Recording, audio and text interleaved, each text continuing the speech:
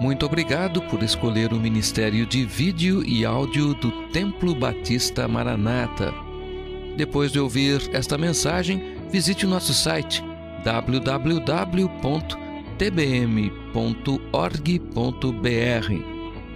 A nossa igreja oferece discipulado cristão, instituto bíblico e muitas oportunidades para o seu crescimento espiritual. Que Deus o abençoe. Maranata, ora vem, Senhor Jesus.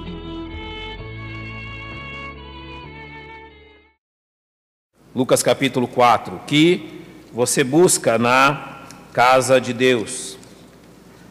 Espero que todos aqui tenham um objetivo a estarem aqui nessa manhã. Ou seja, viemos buscar algo. E a pergunta é esta: o que você busca? O que você veio buscar aqui nesta manhã? Qual é a necessidade? Qual é a bênção que você veio buscar na casa de Deus nesta manhã? Evangelho segundo Lucas, e capítulo 4. Eu vou pedir também que você abra a sua Bíblia e deixe aberto nesses dois textos, Lucas 4 e no Velho Testamento, Isaías capítulo 61. Abra a sua Bíblia nesses dois textos. Você vai ver que eles são semelhantes.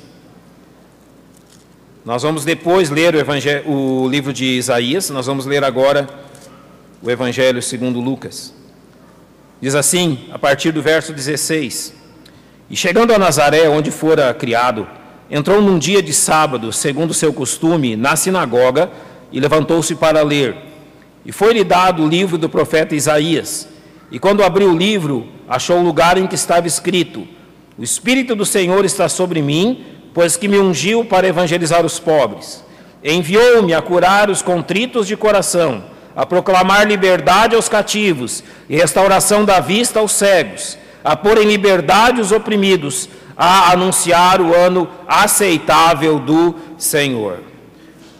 Esse texto, o Senhor Jesus, ele está na sua terra, vamos dizer, não a terra natal, mas a terra onde ele foi criado, em Nazaré. Ele vai à sinagoga, e nesse momento, então, é que o Senhor abre a realidade do seu ministério àquelas pessoas que estão ali. Ele está lendo um texto que fala sobre, nós vamos ler Isaías 61 daqui a alguns instantes. Ele está lendo um texto que fala sobre as características, quais são as marcas do ministério do Messias.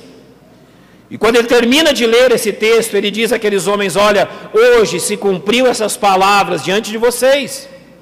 Aquele que havia de vir, aquele que havia de cumprir essas palavras, está hoje diante de vocês. Então ele está dizendo a eles qual é o ofício do Messias. O que o Messias veio fazer? O que o Messias veio realizar? O que o Messias veio proclamar àqueles homens? O que eles deviam buscar em Deus? O que eles deviam buscar e que Deus estava prometendo a cada um deles? Antes de nós examinarmos essa questão do Messias, eu creio que é muito importante também nós olharmos para o verso 16, porque o verso 16 diz: entrou num dia de sábado, segundo o seu costume, na sinagoga, e levantou-se para ler. Note onde se dá esse acontecimento. Eu creio que o lugar e as circunstâncias já nos trazem, irmãos, uma lição muito importante. O que você busca na casa de Deus? É certo buscar na casa de Deus o que você precisa? Jesus aqui nos dá uma lição. Notem que o sábado, na antiga dispensação, para os judeus, o sábado era o dia do Senhor. Como para nós hoje, pela ressurreição de Cristo, é o domingo. Mas naquela velha dispensação, o sábado era o dia do Senhor. Como para nós hoje, a casa de Deus é a igreja, onde reúne-se o povo de Deus.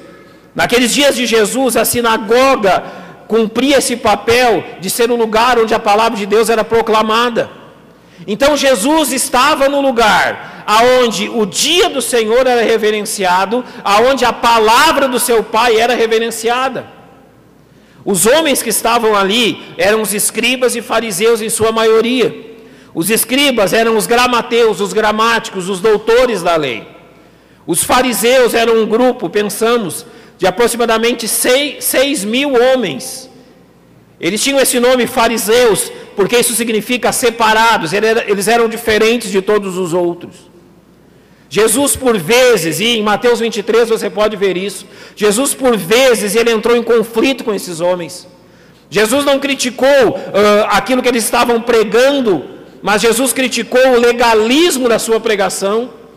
O problema dos fariseus não era o seu zelo por Deus, o problema dos fariseus era que eles consideravam-se tão superiores aos outros, que Jesus os chamou de hipócritas. Mas observe bem, apesar de escribas e fariseus, Jesus honrou o dia do Senhor e a casa do Senhor. Isso nos fala muito. Se você observar na palavra de Deus, não há nenhuma bênção proferida àqueles que estão ausentes da casa do Senhor. Agora, se você observa bem quanto a Bíblia diz sobre as bênçãos que temos quando buscamos ao Senhor na sua casa. A palavra de Deus diz claramente: alegrei-me quando me disseram, o que, irmãos? Vamos à casa do Senhor. A Bíblia diz na carta aos Hebreus: não deixando a vossa congregação, como é costume de alguns. E creio que como eu, desde a sua infância, você pode estar cantando: tenho gozo e alegria celeste quando vou adorar ao Senhor. A palavra de Deus não nos encoraja a não virmos à casa de Deus. Antes, o que o Senhor Jesus está fazendo aqui é nos encorajando ao dia do Senhor e à casa do Senhor, ao estudo da palavra do Senhor. O que você busca na casa de Deus? Jesus está dizendo: você está no lugar certo.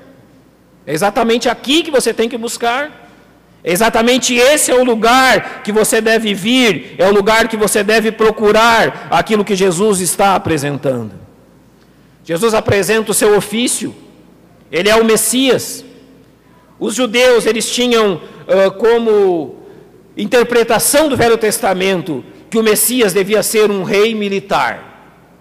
Eles consideravam que o Messias deveria ser um rei nacionalista, alguém que os libertaria do Império Romano, alguém que reconquistaria a liberdade de Israel, alguém que levaria Israel a ser a primeira entre as nações. Tudo isso o Velho Testamento promete. Quando Jesus, então, depois de crucificado e ressurreto, vai ser assunto aos céus, em Atos 1:6, os discípulos ainda, depois de tudo que ouviram, estão esperando isso. E no verso 6 de Atos 1, ele diz: Senhor, será nesse tempo que tu restaurarás o reino a Israel? E o Senhor diz: olha, não vos compete saber tempos ou épocas que o Pai reservou para a sua exclusiva autoridade. O Senhor está dizendo a eles: olha, eu sei que isso vai acontecer, mas não é hoje. Em Lucas capítulo 4, quando o Senhor está falando sobre o ministério do Messias, e nós lemos, eu pedi que os irmãos abrissem também suas Bíblias em Isaías 61. Agora, deixe os dois textos abertos. Há uma questão ali que eu quero mostrar aos irmãos. Notem então que o Senhor, em Lucas 4, ele narra, ele lê esta profecia de Isaías. O Espírito do Senhor está sobre mim. Ele está falando realmente do poder do Espírito Santo sobre ele, pois que me ungiu, é a presença do Espírito. Enviou-me a curar os contritos de coração, a proclamar liberdade aos cativos e restauração da vista aos cegos, a pôr em liberdade os oprimidos, a anunciar o ano aceitável do Senhor. De onde vem essa profecia? Abra sua Bíblia, Isaías 61. Observe agora. Eu vou ler os versos 1 e 2. O Espírito do Senhor Deus está sobre mim, porque o Senhor me ungiu para pregar boas novas aos mansos, enviou-me a restaurar os contritos de coração, a proclamar liberdade aos cativos e abertura de prisão aos presos, a pregar o ano aceitável do Senhor. Foi aqui que Jesus parou a leitura. Mas tem mais. Foi até aqui que Jesus leu, mas a continuação do verso 2 diz: e o dia da vingança do nosso Deus. Jesus não leu essa parte. Jesus não citou essa porção. Por quê? Os judeus não estavam esperando o dia da vingança. O Israel não estava esperando o dia da vingança contra os seus inimigos, da libertação do Império Romano, da restauração do nacionalismo judeu, deles se tornarem a primeira nação entre as nações do mundo.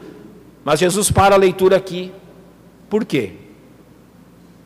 O que Jesus está dizendo a eles é: olha, o que Deus está oferecendo para vocês nesse momento é um médico das almas, é um libertador do pecado. O dia da vingança vem depois. O dia da vingança vem quando na minha segunda vinda eu vier para reinar, como está bem escrito em Mateus 24. O que Jesus está dizendo a eles vocês estão esperando para hoje aquilo que Deus não vai lhes dar hoje. Vocês estão esperando uma coisa, quando Deus está dizendo que fará outra. Eles buscavam um rei nacionalista, e Jesus estava oferecendo um Messias manso e suave. Eles buscavam realmente a libertação de um império mundano, material, e Jesus estava oferecendo a libertação do império das trevas. Jesus está dizendo, olha, vocês sabem o que estão buscando, vocês têm certeza daquilo que vocês querem aqui, porque eu estou propondo a vocês, é aquilo que Deus está oferecendo. O que eu busco na casa de Deus? A grande questão eu estou buscando na casa de Deus aquilo que Deus está oferecendo, ou estou buscando na casa de Deus aquilo que o meu coração pecaminoso quer? Os judeus, eles queriam vingança, baseado na própria palavra de Deus, e Jesus estava oferecendo perdão. Irmãos, nós estamos buscando na casa de Deus aquilo que Jesus oferece, ou estamos buscando na casa de Deus aquilo que nós desejamos? Eu estou na casa de Deus para receber aquilo que Jesus Cristo está propondo, ou aquilo que eu mesmo estou propondo? Notem, e eu quero fazer isso com os irmãos agora, observar algumas coisas que as pessoas estão buscando na casa de Deus, e contrapor isso àquilo que Jesus oferece em Lucas 4. Eu quero citar apenas 3, por uma questão de tempo. 3 coisas que eu tenho ouvido e tenho visto as pessoas buscarem na casa de Deus. O que você busca na casa de Deus? Primeira questão, e talvez a que eu mais tenho ouvido, é que as pessoas têm vindo à casa de Deus para buscar prosperidade. Têm vindo à casa de Deus com a intenção que Deus os torne prósperos materialmente. Que Deus de tal forma haja na sua vida, que lhes dê prosperidade material. Agora ouça bem isso, e isso tem base bíblica. Se usa a Bíblia para confirmar que esse é o desejo. Se você observa o texto que nós mais usamos sobre os dízimos, há uma ordem e uma promessa: trazei todos os dízimos à casa do tesouro. E você lembra como termina o verso?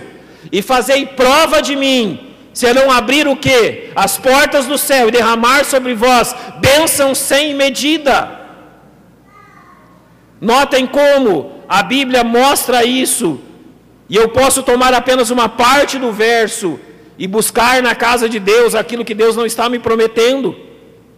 Você pode observar quantas vezes Jesus trata sobre dinheiro, mas também você pode observar quantas vezes a palavra de Deus trata sobre contentamento.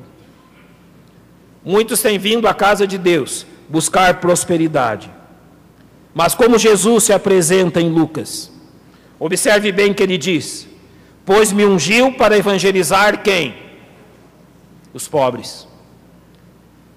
Há um momento que João Batista está na prisão, e João Batista manda alguns discípulos perguntarem a Jesus: és tu aquele que havia de vir ou devemos esperar outro? Então no capítulo 7 de Lucas, abra sua Bíblia comigo, Evangelho segundo Lucas, capítulo 7, a resposta de Jesus está no verso 22, observe na sua Bíblia.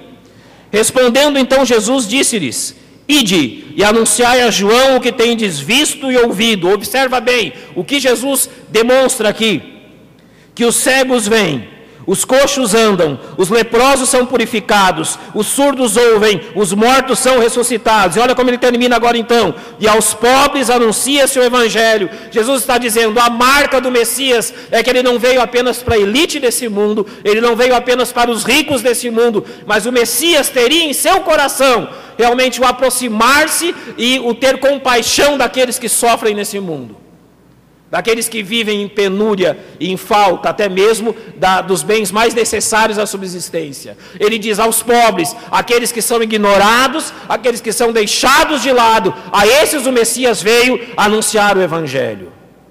Jesus, ele é o amigo dos pobres.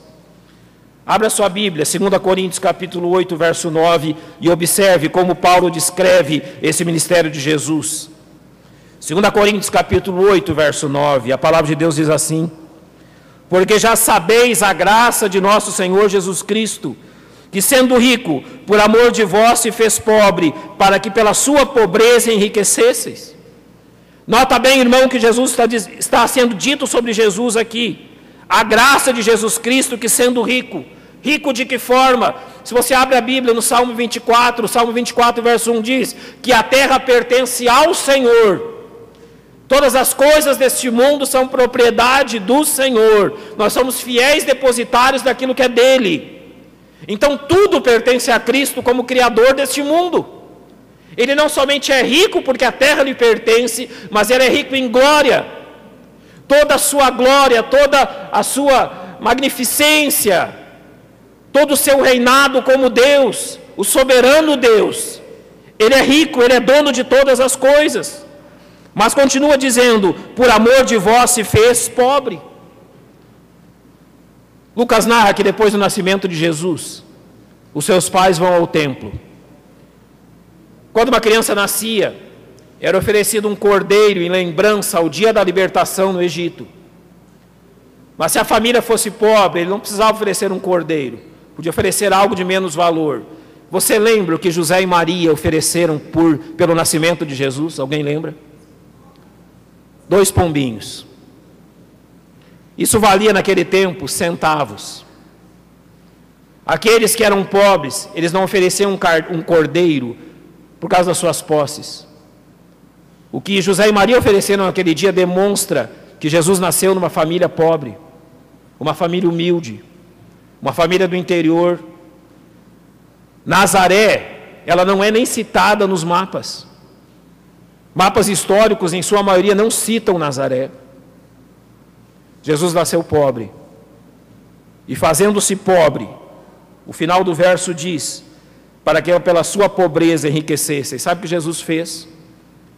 Jesus, aqui, ele se faz pobre como nós, para que nós nos tornemos ricos como ele. Ricos aonde? Ricos de quê? De tudo aquilo que ele possuía antes de vir a essa terra e se fazer pobre como nós. Você busca prosperidade na igreja? Você também considera, como muitos consideram, que pobreza é uma maldição e um castigo de Deus? Então, irmãos, nós temos que olhar para a Bíblia e dizer que Deus estava castigando João, Deus estava castigando Pedro, Deus castigou Paulo, e Deus castigou Jesus, e Deus castigou Elias, e Deus castigou muita gente. Não. Temos que entender que o Messias não nos veio fazer ricos neste mundo, mas ricos da sua glória. Para possuirmos aquilo que as nossas mãos não podem possuir nesse mundo. Para possuirmos aquilo que quando ele vier não ficará nesse mundo, mas estará bem guardado por ele na glória. O Messias veio nos fazer ricos da sua glória. É isso que ele nos promete. Uma segunda questão que eu vejo as pessoas virem à igreja, e novamente eu não considero que isso é errado. As pessoas vêm à igreja em busca de cura das suas enfermidades. Eles vêm à igreja em busca de saúde. Novamente, a base bíblica para isso, as pessoas encontram base bíblica para isso. Isaías 53, verso 4, diz assim, sobre Jesus: verdadeiramente ele tomou sobre si as nossas enfermidades e as nossas dores levou sobre si, e nós o reputávamos por aflito, ferido de Deus e oprimido. Então ele tomou sobre si as nossas enfermidades. Alguns consideram, por causa desse texto, que também a doença, assim como a pobreza, são maldições da parte de Deus. Então o crente não pode ser pobre e o crente não pode estar enfermo. Isso é castigo da parte de Deus, alguns dizem. E por isso, então, buscam na igreja aquilo que na sua mente Deus lhes prometeu. Deus lhes prometeu plena saúde, Deus lhes prometeu plena força. E se eles não tiverem saúde e força, então eles não estão sendo abençoados como a palavra de Deus promete. Alguns buscam na igreja isso. Mas será que é isso que o Messias veio nos dar? Ele veio nos fazer com que não ficássemos enfermos jamais. Foi isso que ele veio fazer. Em Mateus capítulo 8, versos 16 e 17, é muito interessante o que está escrito ali. Observe bem o que é narrado por Mateus a respeito do ministério de cura do Senhor Jesus Cristo. Mateus 8, versos 16 e 17. E chegada a tarde, trouxeram-lhe muitos endemoniados, e ele com a sua palavra expulsou deles os espíritos, e curou todos os que estavam enfermos, para que se cumprisse o que fora dito pelo profeta Isaías, que diz: ele tomou sobre si as nossas enfermidades e levou as nossas doenças. O ministério de cura do Messias é um ministério que comprova que ele é o Messias. Notem, Jesus aqui cura multidões. Por quê? Como uma comprovação de quem ele era. As curas serviam como uma comprovação do seu ministério. Agora, eu pergunto aos irmãos, sinceramente, e se o mesmo acontecesse hoje, irmãos?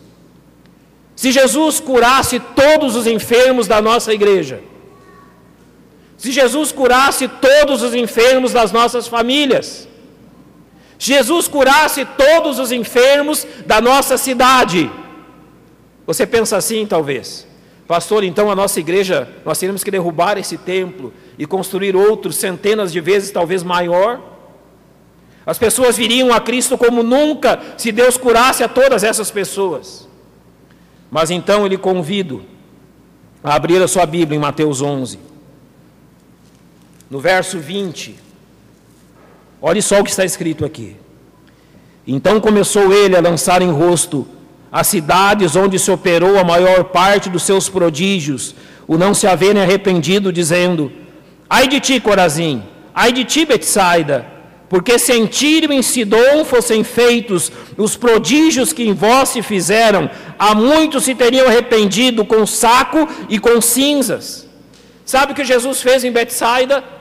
Próximo a Betsaida, Jesus andou sobre as águas.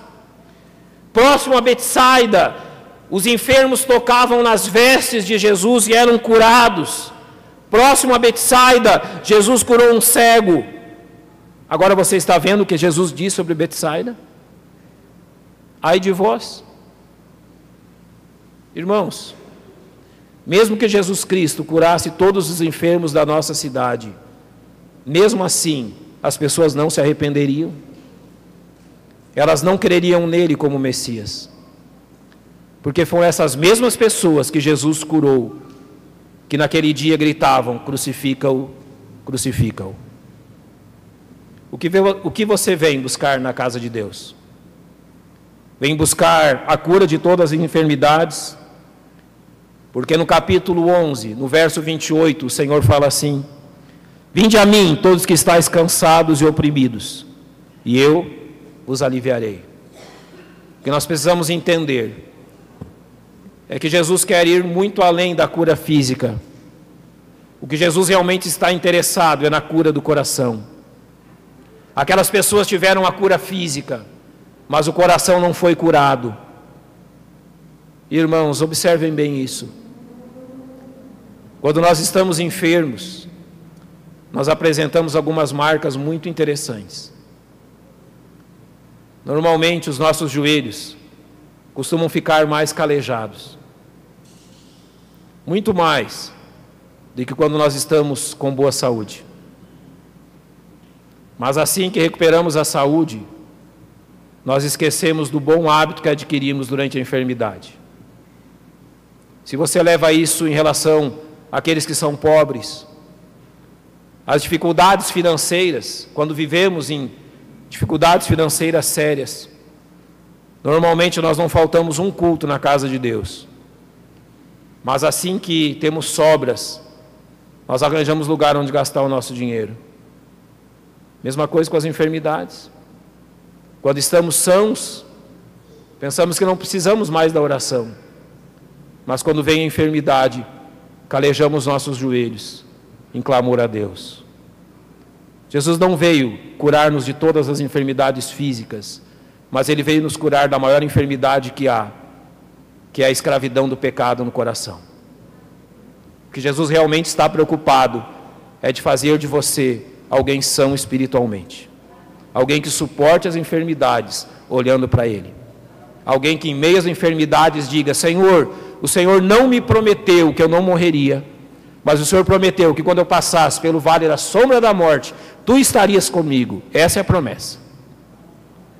Jesus não disse que nós não morreríamos. Ele não nos disse que não passaríamos pelo vale da sombra da morte, mas Ele diz claramente que quando passarmos por lá, nós não estaremos sozinhos. Esse é o ofício do Messias. É isso que Ele veio nos oferecer. É isso que você vem buscar na casa de Deus. Por último, o nosso tempo se vai. Uma terceira questão que eu observo as pessoas buscarem na casa de Deus é a libertação. Querem ser libertados das maldições, desejam ser libertados de Satanás, desejam ser libertados do poder demoníaco.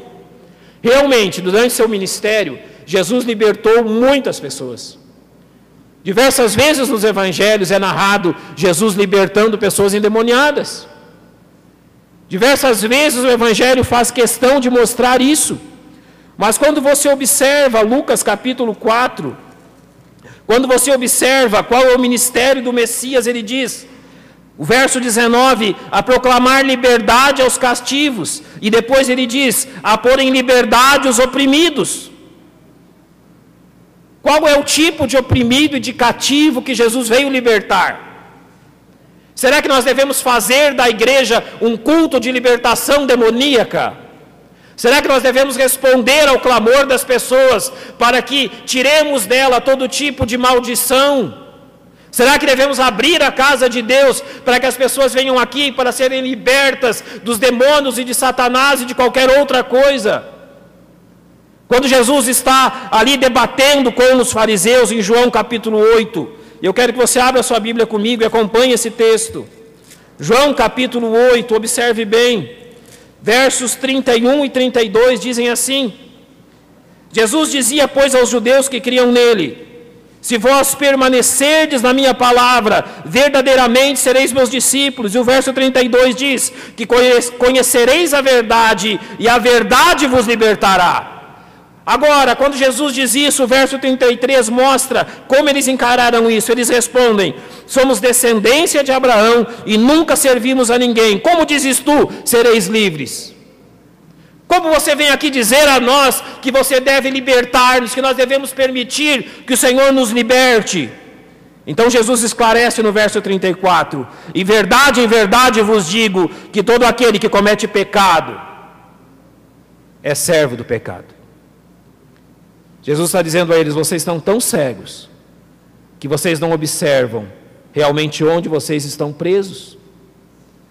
Vocês olham para os demônios, vocês olham para Satanás, pensam que podem ser amaldiçoados, mas não entendem que a verdadeira escravidão está no fato que o coração de vocês ama o pecado e vai lhes tirar a vida por causa disso.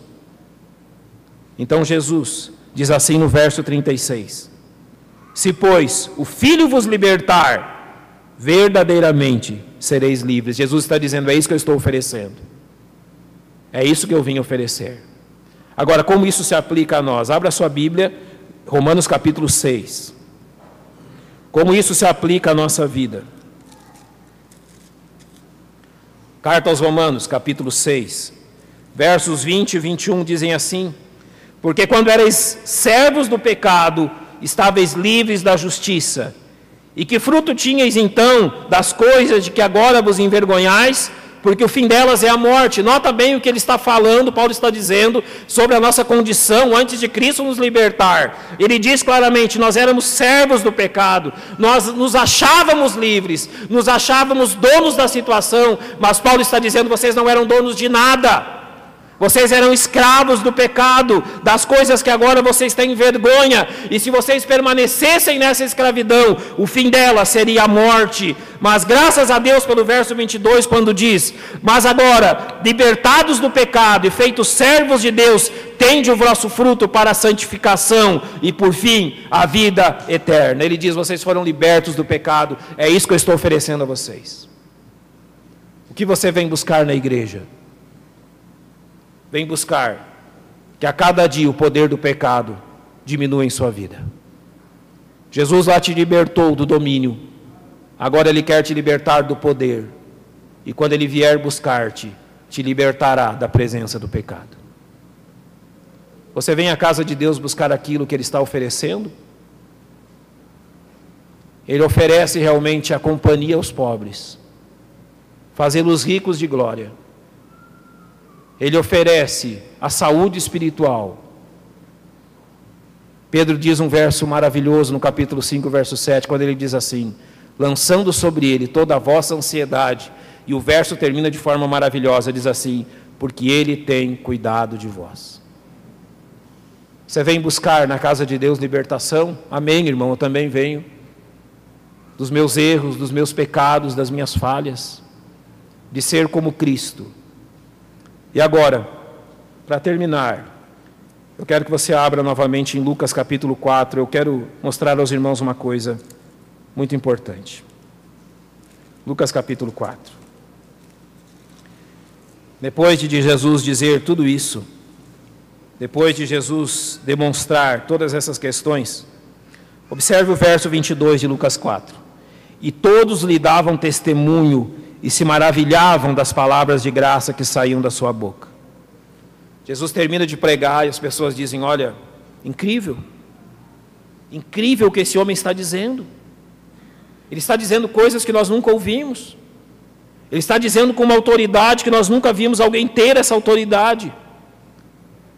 Mas quando você continua a leitura dos versos, Jesus dá 2 exemplos para eles, a partir do verso 25. Em verdade vos digo que muitas viúvas existiam em Israel nos dias de Elias, quando o céu se cerrou por 3 anos e 6 meses, de sorte que em toda a terra houve grande fome, e a nenhuma delas foi enviado Elias, senão a Sarepta de Sidom, uma mulher viúva. E muitos leprosos havia em Israel no tempo do profeta Eliseu, e nenhum deles foi purificado, senão Naamã o sírio. E todos na sinagoga, ouvindo essas coisas, se encheram de ira. Jesus está dizendo o seguinte para eles: da onde menos se esperava, foi ali que Deus realizou a sua obra. Irmãos, nós podemos estar escutando a palavra de Deus todos os finais de semana, durante a semana, mas a busca pelas coisas erradas tiram de nós as bênçãos que o Messias quer derramar sobre nós. Os objetivos errados fazem com que percamos as bênçãos que Ele tem para nós, como Israel as perdeu, e aqui está dizendo, Deus derramou sobre gentios. Quando aqueles homens ouviram isso, o texto termina narrando o que eles fizeram. Verso 29. E levantando-se, o expulsaram da cidade e o levaram até o cume do monte, em que a cidade deles estava edificada, para dali o precipitarem. O que eles fizeram quando Jesus termina a mensagem? Eles querem matar Jesus. Eu quero que você pense numa questão. Se Jesus fisicamente estivesse aqui hoje, e ele lesse o texto de Isaías 61 para você, mostrando o que ele te oferece, qual seria a sua reação? Você diria: Jesus, procure outra igreja, não é isso que nós queremos. Irmãos, eu vou ser sincero com vocês. A maioria daquelas que nós chamamos de igreja do nosso tempo faria isso. Diria para Jesus: olha Jesus, se é isso que tu oferece. Não, nós queremos prosperidade, nós queremos saúde, queremos libertação, mas não isso que tu estás oferecendo. Quantos aqui diriam: Senhor, realmente é isso que nós precisamos, e é isso que nós buscamos? O apelo dessa mensagem não se cumpre hoje de manhã, se cumpre hoje à noite, quando você vier à casa de Deus. Primeiro venha, lembre que nós começamos falando sobre a importância de vir à casa de Deus, e que não há bênçãos prometidas àqueles que se ausentam na casa de Deus. As bênçãos estão aqui. Então hoje à noite, venha à casa de Deus em primeiro lugar, esteja aqui, mas venha à casa de Deus para buscar aquilo que Ele promete, não aquilo que você quer. Venha à casa de Deus para receber de Cristo aquilo que Ele disse que te daria, e não aquilo que você está dizendo que Ele deve te dar. Sabe por quê? Aqueles homens consideraram a mensagem de Jesus maravilhosa. Vocês sabem qual é a mais bela mensagem pregada? Alguém sabe? Porque eu vou dizer-lhes agora. A mais bela mensagem pregada não é pregada no domingo. Sabe quando ela é pregada? Na segunda-feira de manhã. É exatamente isso que você ouviu. A mais bela mensagem é pregada na segunda-feira de manhã, quando você sai para o seu trabalho, para a escola, para os seus afazeres. Quando então Cristo prega aos outros através da tua vida. Quando os incrédulos que não estão aqui vão ouvir do Messias através daquilo que Ele te deu no domingo. Não sejamos como os judeus, mas sejamos realmente como aqueles que querem de Cristo aquilo que Ele tem nos oferecido. O que você busca na igreja? Que respondamos: eu busco a Cristo, meu Salvador. Nosso Deus e nosso Pai, nós graças te damos.